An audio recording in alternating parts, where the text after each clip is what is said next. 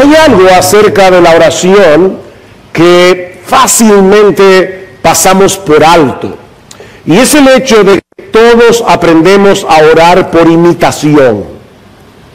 Aprendemos a orar escuchando a otros a orar. Aprendemos por imitación. Y es indudable que los mejores modelos de oración a los que debemos prestar atención son aquellos que se encuentran en la misma Biblia. Debemos aprender a orar con la Biblia, leyendo oraciones como la de Moisés en el Salmo 90, las diversas oraciones de los salmistas, David, Asaf, en el libro de los Salmos, la oración de Daniel, la oración de Nehemías, en el capítulo 9 de los libros respectivos de Daniel y de Nehemías. Obviamente, la oración modelo de nuestro Señor Jesucristo en Mateo capítulo 6, que conocemos como el Padre Nuestro, la oración de Jesucristo por encima de cualquier otra del Señor en Juan capítulo 17, y por supuesto la oración de Pablo en Efesios capítulo 3, versículos 14 al 21, que leímos hace un momento y que vamos a considerar en la mañana de hoy. Esta es sin duda una de las oraciones más maravillosas, más sorprendentes, más sublimes que encontramos en el Nuevo Testamento. De hecho, pudiéramos decir que es probablemente la oración más sublime de toda la Biblia, con la única excepción de la oración sumo sacerdotal de nuestro Señor Jesucristo en Juan 17. Las cosas que Pablo pide aquí por estos creyentes son impresionantes, como veremos en un momento. Ahora, antes de pasar a considerar lo que Pablo pide por la iglesia, eso y por consiguiente por las iglesias en todos los lugares y en todas las épocas, yo quiero que veamos en primer lugar las razones que mueven a Pablo a pedir lo que pide. La razón o las razones para las peticiones tan sorprendentes que encontramos en esta oración. Vean una vez más el versículo 14. Por esta causa, pues, doblo mis rodillas ante el Padre de nuestro Señor Jesucristo. Por esta causa. ¿Por causa de qué? Bueno, en primer lugar, por todos los privilegios que los creyentes disfrutamos por el hecho de estar en Cristo y que Pablo detalla en los primeros 3 capítulos de la carta. Noten que el capítulo 3, versículo 1, comienza con la misma expresión. Veanlo en sus Biblias. Traigan sus Biblias a la iglesia. Por esta causa, yo, Pablo, prisionero de Cristo Jesús, por amor de vosotros los gentiles, y ahí como que Pablo vio otra cosa más y metió un paréntesis que dura hasta el versículo 14, donde él describe el ministerio que el Señor le había dado para ser apóstol de los gentiles, y al llegar al versículo 14 vuelve y retoma de nuevo el por esta causa. Así que por esta causa resume todo lo que Pablo ha dicho en los primeros 3 capítulos de la carta. Pablo dice en el capítulo 1 de su carta a los Efesios que los creyentes hemos sido bendecidos con toda bendición espiritual en los lugares celestiales. En Cristo fuimos escogidos en amor desde antes de la fundación del mundo. Fuimos predestinados para ser adoptados hijos suyos por medio de Jesucristo según el puro afecto de su voluntad. Dios nos acepta como hijos en virtud de nuestra unión con su Hijo. Fuimos redimidos, fuimos perdonados de todos nuestros pecados, fuimos sellados en el Espíritu Santo, fuimos incluidos en el testamento de Dios como sus herederos legítimos. Y por si todo esto fuera poco, Dios toma ahora a todos esos creyentes y forma con ellos una iglesia, forma con ellos un solo cuerpo, forma con ellos un templo espiritual en el que habita el Espíritu de Dios. Qué privilegio ser miembro de una iglesia. Porque es a través de la iglesia, no de ninguna otra institución, que Dios manifiesta su gloriosa sabiduría, no solamente en el mundo, sino que Pablo dice en el capítulo 3, versículo 10 y 11, escuchen hermanos, Pablo dice en Efesios capítulo 3, versículo 10 y 11, que Dios está enseñando acerca de su sabiduría a los ángeles que están en los cielos por medio de su iglesia. Y uno ve la iglesia tan débil, y uno dice, por medio de la iglesia. Nosotros somos el posgrado de los ángeles. Porque cuando los ángeles nos ven y ven la iglesia creciendo y ven la iglesia actuando en el mundo, dicen, wow, Dios es increíble. Ellos no piensan la iglesia es increíble. Ellos piensan, Dios es impresionante. Dios es sorprendente. Tan sorprendente que puede usar un montón de gente tan débil para hacer su obra. Así que los ángeles están aprendiendo de la sabiduría de Dios por medio de la iglesia. Pero en segundo lugar, y conectado obviamente con lo anterior, Pablo pide lo que pide porque ahora pertenecemos a la familia de Dios. Pablo pide lo que pide porque ahora nosotros somos hijos de Dios. Vean otra vez el versículo 14. Por esta causa pues doblo mis rodillas ante el Padre de nuestro Señor Jesucristo, de quien recibe nombre toda familia en el cielo y en la tierra. En otras palabras, Dios el Padre es el arquetipo de todos los padres. Él es el papá por excelencia, Él es el padre por excelencia, Él es el padre original, Él es el modelo de la verdadera paternidad. Miren mis hermanos, si nosotros pudiéramos agrupar a todos los buenos padres que hay en el mundo, si pudiéramos agrupar a todos los padres excelentes que han existido, existen y existirán, todavía se quedarían muy cortos si lo comparamos con la paternidad de Dios. Él es el Padre por excelencia. Y ese Padre por excelencia ha venido a ser ahora nuestro Padre por causa de nuestra unión con su Hijo. Fuimos adoptados, dice el Efesios 1. Y mis hermanos, este es un argumento muy poderoso para atrevernos a orar y pedir cosas grandes. Porque Dios es nuestro Padre. Cuando nos acercamos a Dios en oración, nosotros tenemos un lugar privilegiado en sus oídos y en su corazón. Esa es la enseñanza de Jesús en Lucas capítulo 11. Ustedes recuerdan aquella historia que cuenta el Señor Jesucristo de un hombre que está acostado en cama con sus hijos y de repente llega un vecino inoportuno y le toca la puerta y le dice, vecino, ábreme, yo necesito que tú me des un trozo de pan porque un amigo ha venido, tengo que brindarle. Y dice el Señor Jesucristo, mira, si no se levanta de la cama porque el vecino tiene un problema, se va a levantar por su importunidad. Y ahora dice el Señor, ¿cuánto más a ustedes que son sus hijos? El Señor le va a dar lo que le pida, porque hermano, nosotros no somos el vecino inoportuno, nosotros somos los hijos que están acostados en la cama con el Padre. Ese es el punto de la historia. No es que por ser inoportunos Dios nos va a escuchar, es porque nosotros somos sus hijos. Si este hombre se levanta a medianoche a darle un pan a un vecino inoportuno, ¿qué pasaría si fuera su niño que está acostado con él, que le dice, papi, tengo hambre? Nosotros somos los niños en la historia. El Dios Todopoderoso es nuestro Padre. Sus oídos están atentos a nuestro clamor. Y es con esa convicción que Pablo está orando aquí. Pero hay algo más. Otra vez, versículo 14.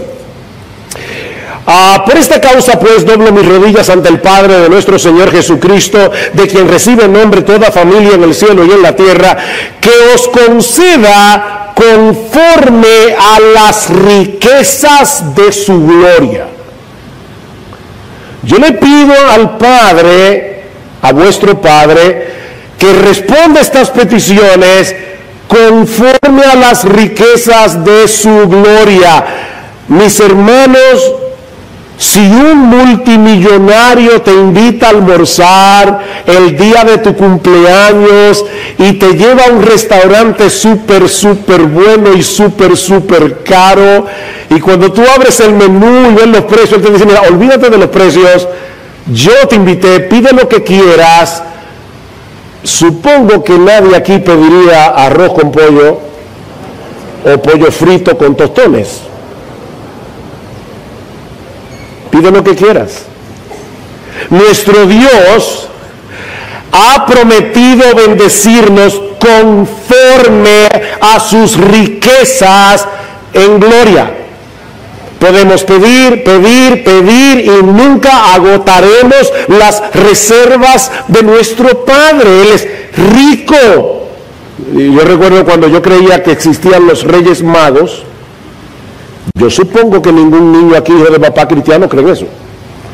Así que me atrevo a decirlo aquí. Pero cuando nosotros creíamos en los Reyes Magos, yo decía, bueno, si son reyes y magos,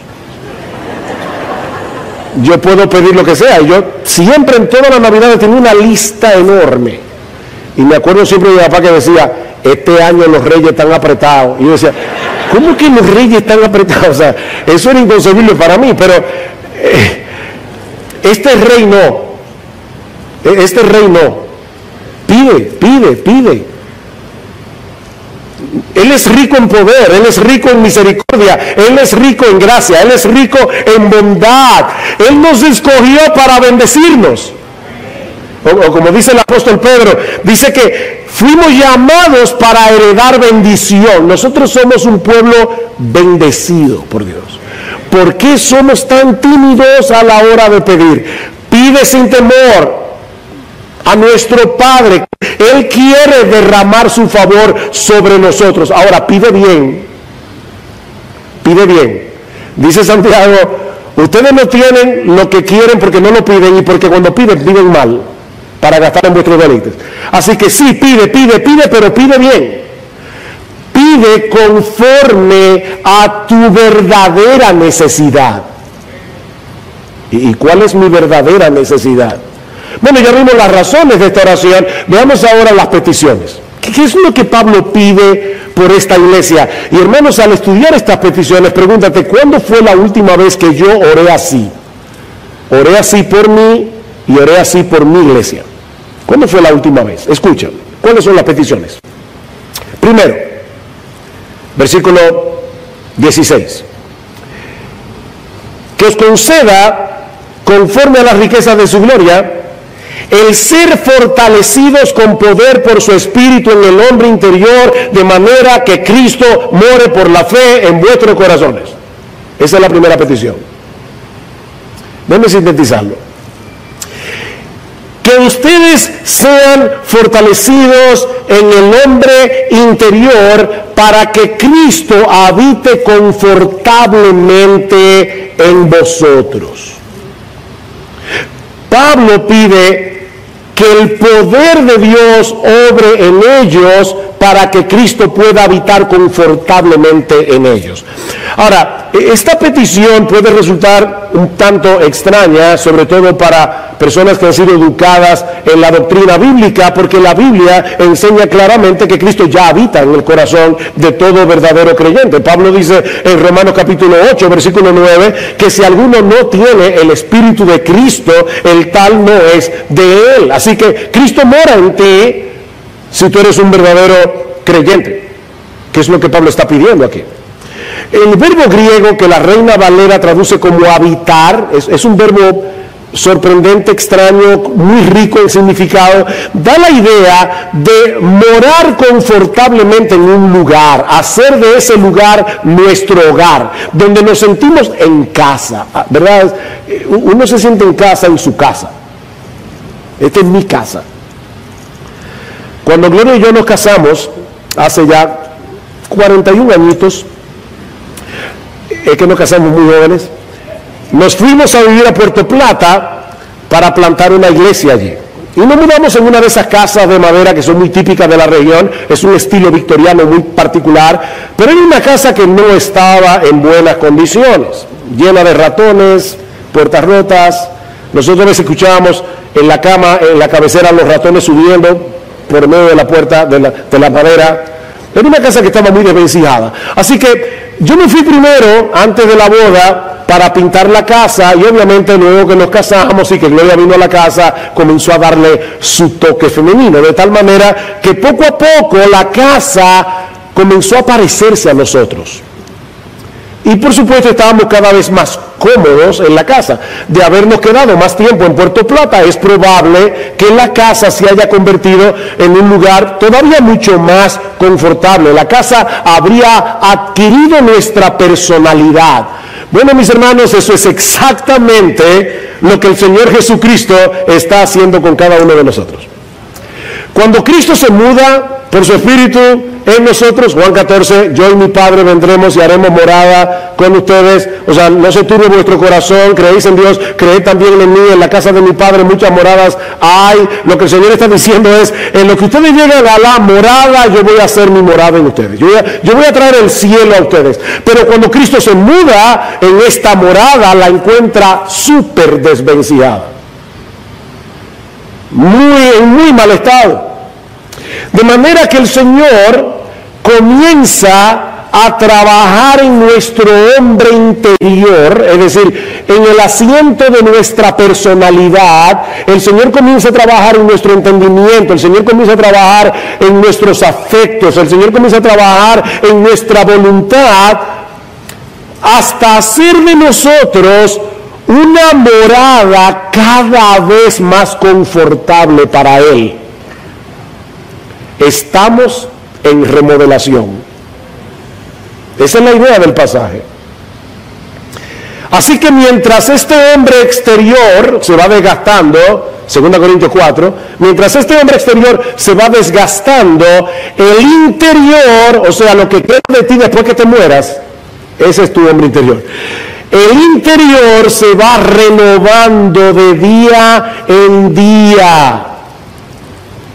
Estamos en remodelación y nosotros debemos orar continuamente para que esa remodelación siga avanzando. Es de eso que Pablo está, por eso es que Pablo está orando aquí. Si ustedes ven en Efesios capítulo 1, ya Pablo había pedido algo similar. En Efesios capítulo 1, versículo 15 dice, yo, habiendo oído de la fe del Señor Jesús que hay entre vosotros y de vuestro amor por todos los santos, no ceso de dar gracias por vosotros, haciendo mención de vosotros en mis oraciones, pidiendo que el Dios de nuestro Señor Jesucristo, el Padre de gloria, os dé espíritu de sabiduría y de revelación en un mejor conocimiento de Él. Yo quiero que ustedes conozcan mejor a Dios. Mi oración es que los ojos de vuestro entendimiento sean iluminados, para que sepáis cuál es la esperanza de su llamamiento, cuáles son las riquezas de la gloria de su herencia en los santos, y cuál la extraordinaria grandeza de su poder para con nosotros los que creemos, conforme a la eficacia de la fuerza de su poder, la cual operó en Cristo resucitándole de los muertos.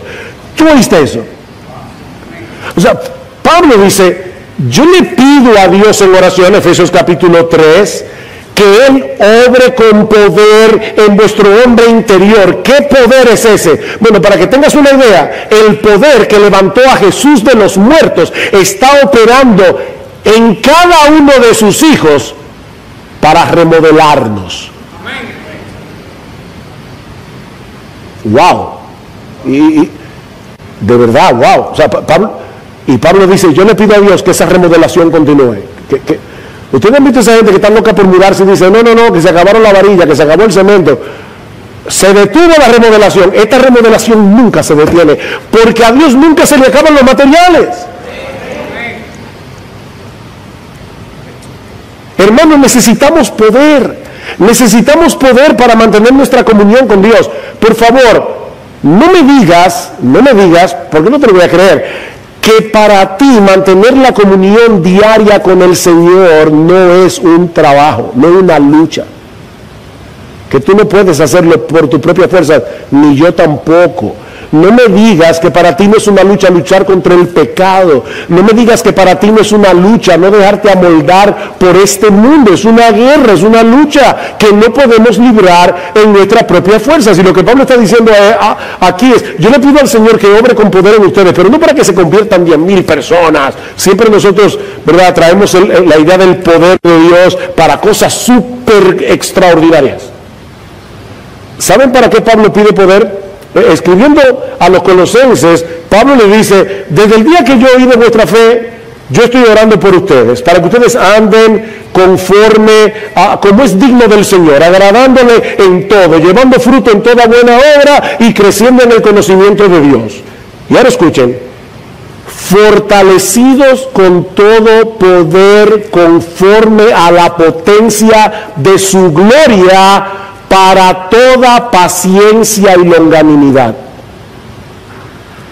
Para nosotros tener paciencia, para nosotros soportar en medio de la aflicción, nosotros necesitamos el poder todopoderoso de Dios. No podemos hacerlo en nuestras propias fuerzas. Y eso es lo que Pablo está pidiendo aquí. Pero Pablo pide también, que podamos adquirir una clara, y esto sí es paradójico, una clara comprensión del incomprensible amor de Dios en Cristo.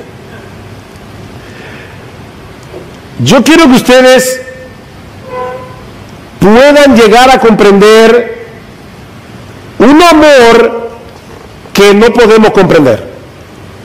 Gracias. Perdonen. Vean otra vez el versículo 17. ¿Por qué Pablo quiere que nosotros seamos fortalecidos con poder en el hombre interior? De manera que Cristo more por la fe en vuestros corazones y que, arraigados y cimentados en amor, seáis capaces de comprender con todos los santos cuál es la anchura, la longitud, la altura y la profundidad, y de conocer el amor de Cristo que sobrepasa el conocimiento. Yo quiero que ustedes comprendan el incomprensible amor de Cristo. La palabra que se traduce comprender encierra la idea de asimilar algo, agarrar algo, hacerlo nuestro, entender realmente una cosa. Y la palabra conocer en el versículo 19 apunta más bien hacia un conocimiento experimental. Pablo quiere que estos hermanos puedan entender el alcance del amor de Cristo, pero no como una mera información académica. Él pide a Dios en oración que ellos sean capaces de experimentar ese amor en sus vidas, cada vez más abundantemente. Por supuesto, eso incluye nuestro crecimiento en el entendimiento de las grandes doctrinas de la Biblia, pero encierra mucho más que eso. Se trata de descansar confiados en el amor de Cristo. Sobre todo, mis hermanos, en esos momentos en que el mundo parece estar cayéndose a pedazos. Que en ese momento tú digas, yo sé que Dios me ama. Yo sé que Dios me ama. Necesitamos crecer en nuestro conocimiento experimental del amor de Cristo. Hay un corito para niños que dice, el amor de Dios es maravilloso, el amor de Dios es maravilloso. Es tan alto que no puedo ir arriba de él, es tan bajo que no puedo ir debajo de él, es tan ancho que no puedo ir afuera de él, tan vasto, tan grande es el amor de Dios. Esa es la idea. Cristo nos ama. Nos ama con un amor que es imposible de comprender plenamente. Nos ama con un amor que es imposible de explicar con palabras completamente. Pero aún así, Pablo quiere que crezcamos en el entendimiento de ese amor. Pablo quiere que lo percibamos experimentalmente, en una forma cada vez más plena, de manera, escuchen hermanos, que cimentemos nuestras vidas en su amor. Arraigados y cimentados en su amor. Y en un momento vamos a ver que si no estamos arraigados en amor, no vamos a poder crecer. Es para que al final sigamos creciendo, madurando. Por eso el título de esta prédica, creciendo, arraigados en amor. Arraigados en amor. ¿Sabes por qué el diablo quiere convencerte de que Dios no te está amando en una situación particular? Porque Él sabe que si tú no puedes experimentar el amor de Dios, te vas a alejar de Él. Sobre todo cuando pecas.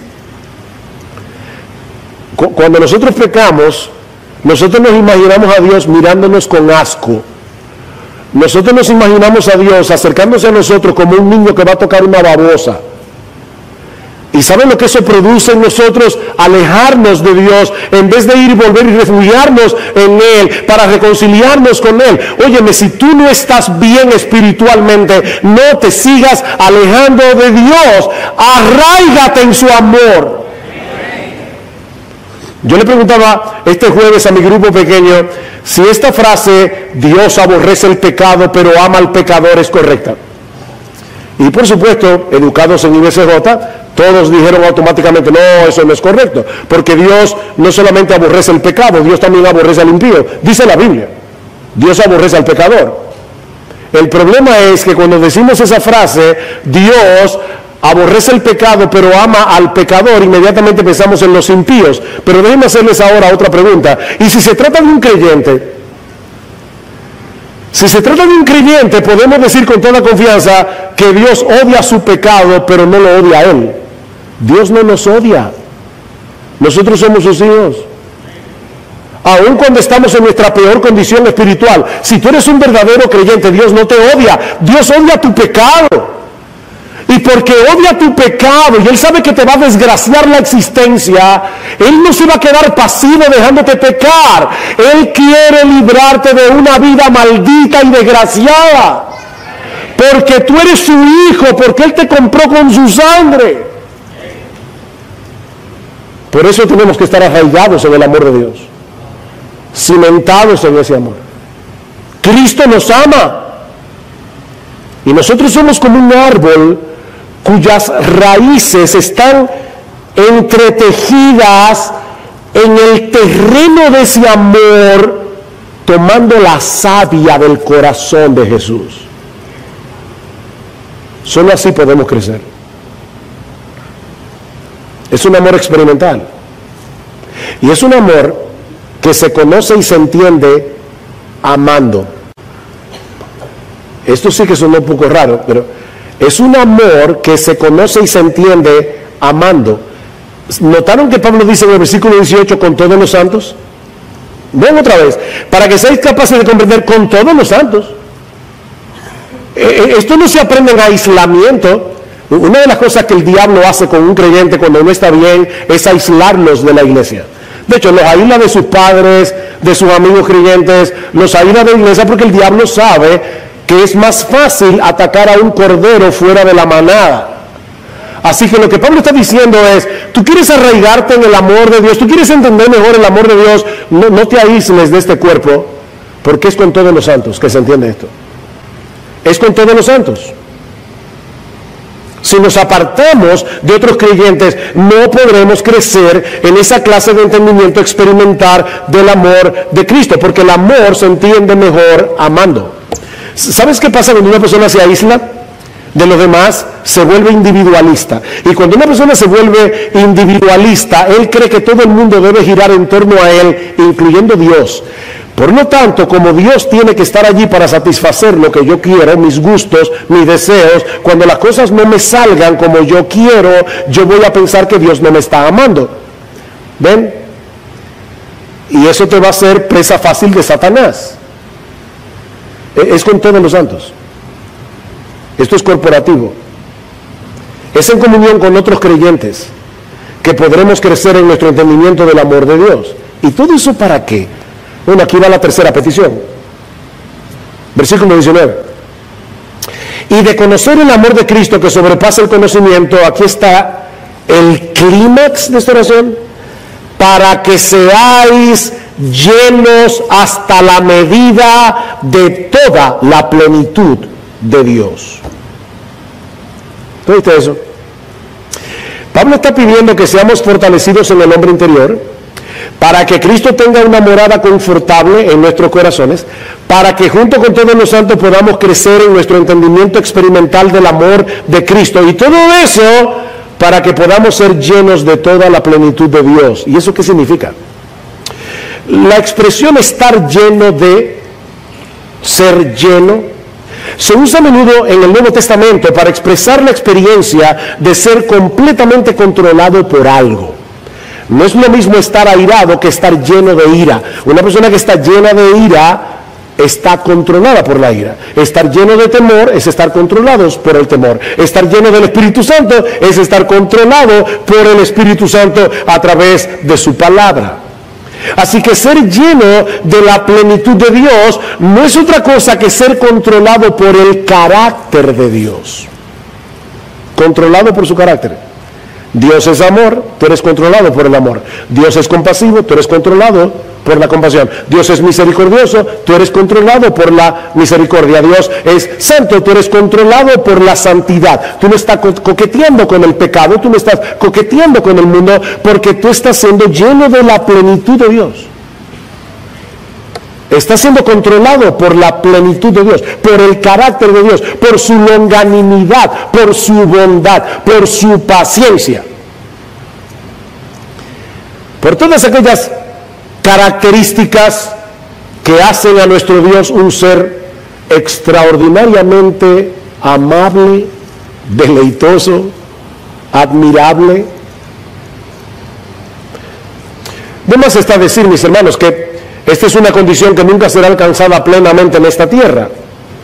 Y de hecho, aun cuando estemos en el cielo, vamos a seguir conociendo la plenitud de Dios y vamos a seguir creciendo en la plenitud de Dios, porque lo finito nunca podrá abarcar lo infinito. Y nuestro Dios es infinito. Pero debemos seguir avanzando hacia la madurez espiritual. De modo que seamos cada vez más semejantes a nuestro Señor Jesucristo, porque en Él habita corporalmente toda la plenitud de la deidad. Esta oración de Pablo se cumple perfectamente en Jesús.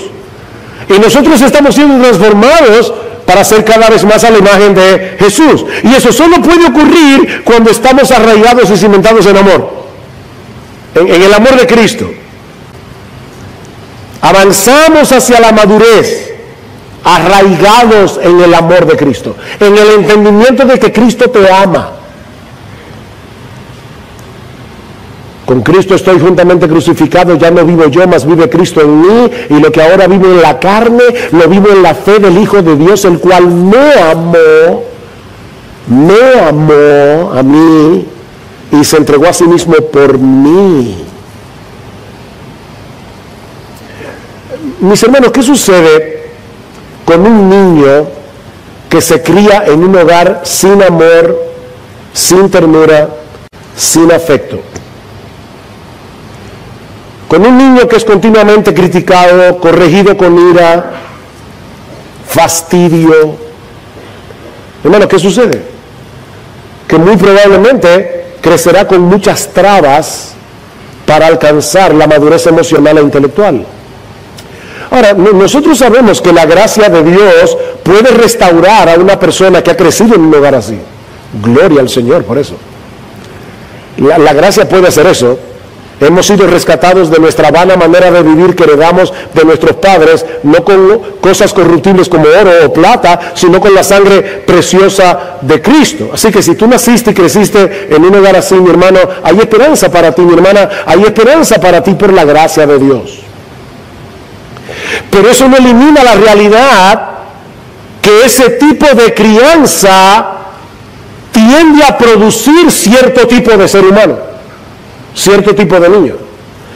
Bueno, hermanos, aplicándolo a la madurez espiritual, lo que estamos diciendo es que esa madurez se desarrolla entendiendo experimentalmente el amor de Dios en Cristo. Si tú no entiendes que Dios te ama con un amor inmutable, con un amor permanente, con un amor que nunca termina, tú no vas a poder crecer. Te vas a estancar. Y por supuesto, no solamente en el contexto del entendimiento del amor de Dios, sino en el contexto de relaciones significativas permeadas por el amor cristiano. No te aísles de tus hermanos en la fe. Si lo haces, te vas a estancar en tu crecimiento espiritual. No esperes que te busquen a ti. No esperes eso. Cada uno de nosotros debe ser intencional en vivir y actuar como parte de una comunidad de creyentes. Pero el tiempo se me está yendo, así que déjenme ir ahora a la doxología de esta oración.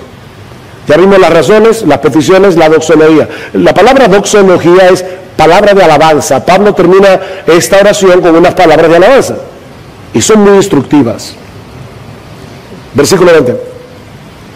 Y aquel que es poderoso para hacer todo mucho más abundante de lo que pedimos o entendemos, según el poder que obra en nosotros, a Él sea la gloria en la iglesia y en Cristo Jesús, por todas las generaciones, por los siglos de los siglos. Amén. ¿Te parecen extraordinarias estas peticiones? Nuestro Dios es todopoderoso, sus riquezas son ilimitadas, su bondad es infinita, por lo tanto, Él puede hacer por ti mucho más abundantemente de todo esto, de lo que tú le estás pidiendo.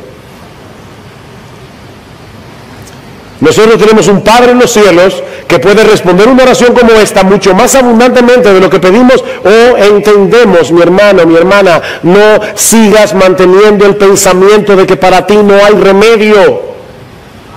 No pienses eso si tú eres creyente. Eso es una mentira del diablo. Con un Dios como el nuestro, esa idea es absolutamente inadmisible. Pedid y se os dará, buscad y hallaréis, llamad y se os abrirá. ¿Qué padre si su hijo le pide pan le dará una piedra? O si le pide pescado le dará una serpiente. ¿Cuánto más vuestro Padre dará el Espíritu Santo a los que se lo pidan? Pide, pide, pide. Por ti y por tu iglesia. Pero hay otra cosa más. Versículo 21. A Él sea la gloria, ese Padre rico, a Él sea la gloria en la iglesia en Cristo Jesús por todas las generaciones, por los siglos de los siglos. Amén. ¿Saben lo que Pablo está diciendo aquí, mis hermanos? Que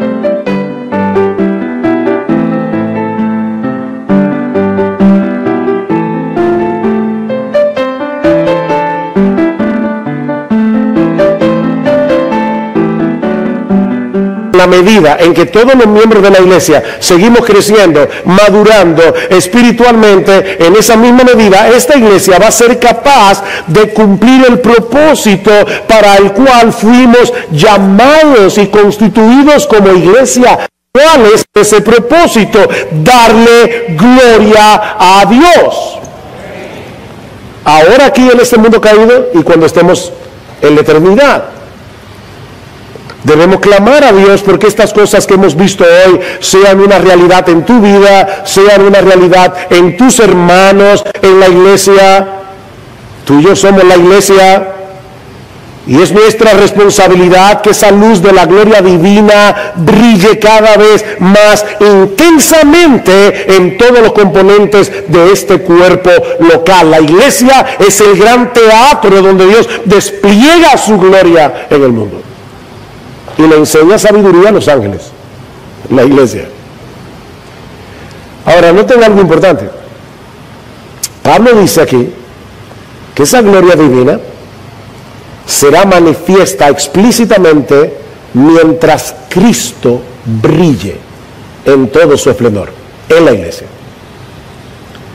Porque Él es la gloria de Dios encarnada. ¿Qué dice el versículo 21? A Él sea la gloria en la iglesia y en Cristo Jesús. En la iglesia y en Cristo Jesús. Cristo es la encarnación de la gloria de Dios. Cristo es el protagonista de este drama de salvación que debe ser desplegado en cada cosa que hacemos como iglesia. A través de la historia, Dios se ha valido de seres humanos mortales para glorificarse a través de ellos mientras ellos exponían su palabra. Pablo, Agustín de Hipona, Lutero, Whitefield, Calvino, Jonathan Edwards, Spurgeon. Pero como bien ha dicho alguien, todos esos siervos del Señor del pasado eran meteoros en el firmamento de la iglesia. Pasaron. Eran meteoros. Pero nuestro Señor Jesucristo es el sol. Es el sol de justicia en el que brilla intensamente la gloria de Dios, absolutamente, totalmente, y brillará por los siglos de los siglos. Es por eso, mis hermanos, que nosotros tenemos que hacer todo lo que está a nuestro alcance como predicadores de la palabra, para que cuando esta palabra sea expuesta, cuyo centro es Cristo y este crucificado, Cristo sea visto cada vez más hermoso. Mientras Cristo siga siendo exaltado en esta iglesia, por medio de su palabra, su gloria brillará en medio nuestro. Y para eso estamos aquí. Mis hermanos, que Dios use su palabra en esta mañana para despertar nuestras almas, para incentivarnos a seguir corriendo la carrera con paciencia en dependencia del poder que solo Dios da, y que al participar todos juntos de la cena del Señor sigamos creciendo en nuestro conocimiento experimental del amor de Dios en Cristo, que sobrepasa el conocimiento, para que seamos llenos hasta la medida de toda la plenitud de Dios.